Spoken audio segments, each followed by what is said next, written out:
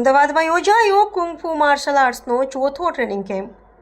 આજકાલના વધતા જતા મોબાઈલના વ્યસનથી દૂર રહી બાળકો ફિઝિકલ ફિટનેસ માટે જાગૃત બને તે અર્થે સીમાઓની આગળની થીમ પર બુદ્ધિસ્ટ કુંગ-ફુ એસોસિએશન ઓફ અમદાવાદના પ્રેસિડેન્ટ જીમી સોલંકી સરના માર્ગદર્શન હેઠળ 1 માર્ચના રોજ એક દિવસનો કુંગ-ફુ માર્શલ આર્ટ્સ સમર ટ્રેનિંગ કેમ્પનું આયોજન કરવામાં આવ્યું હતું, જેમાં ટ્રેનિંગ કરી રહેલા મોટી સંખ્યામાં બાળકો દ્વારા ભાગ લેવામાં આવ્યો હતો।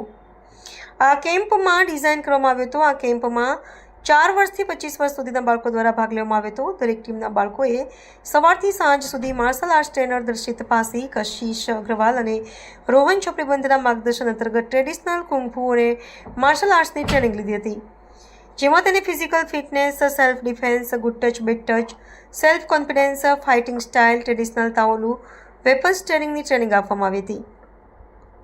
બાળકોને ટ્રેનિંગ કેમ્પમાં ઉત્સાહ વધારવા માટે તેઓના માતા પિતા પણ આ કેમ્પમાં ઉપસ્થિત રહ્યા હતા, જેમાં બાળકોએ કુંગ-ફુ સ્કિલ્સ, ફાઇટિંગ મૂવ્સ અને અલગ અલગ પ્રકારના વેપન્સની ટ્રેનિંગ બતાવીને દરેકને મંત્રમુગ્ધ કરી દીધા હતા। આ ઉપરાંત કેમ્પમાં તાલીમ આપી રહેલા ટ્રેનર્સ કશિશ અગ્રવાલ, દર્શિત પાસી અને રોહિન ચોપડીબંધ દ્વારા ત્યાં ઉપસ્થિત દરેક વિદ્યાર્થીઓને તેમના માતા પિતાને તલવારબાજી અને નાનચાકુના મૂવ્સ બતાવીને માર્શલ આર્ટ્સ તાલીમનું અનેરું પ્રદર્શન કરવામાં આવ્યું હતું। કેમ્પમાં ભાગ લેનાર દરેક બાળકોને માર્શલ આર્ટ્સ પ્રત્યે જાગૃતતા વધે તે માટે થઈને દરેક બાળકોને નાનચાકુ પ્રદાન કરવામાં આવ્યા હતા, તેમજ મુખ્ય અતિથિઓને જીમી સોલંકી સર દ્વારા સન્માનપત્ર આપી સન્માનિત કરવામાં આવ્યા હતા। આ ઉપરાંત બાળકોને ટ્રેનિંગ આપનારા દરેક કોચને તથા રિપોર્ટર ભાઈઓને સન્માનપત્ર એનાયત કરવામાં આવ્યા હતા। આ કેમ્પમાં ઉપસ્થિત દરેક બાળકોને કેમ્પ સંપૂર્ણ થયા બાદ ટ્રેનિંગ સર્ટિફિકેટ આપવામાં આવ્યું હતું।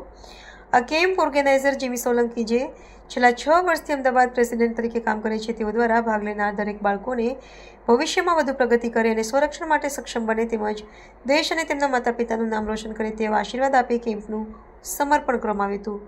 અહેવાલ હર્ષદ પટેલ, અમદાવાદ।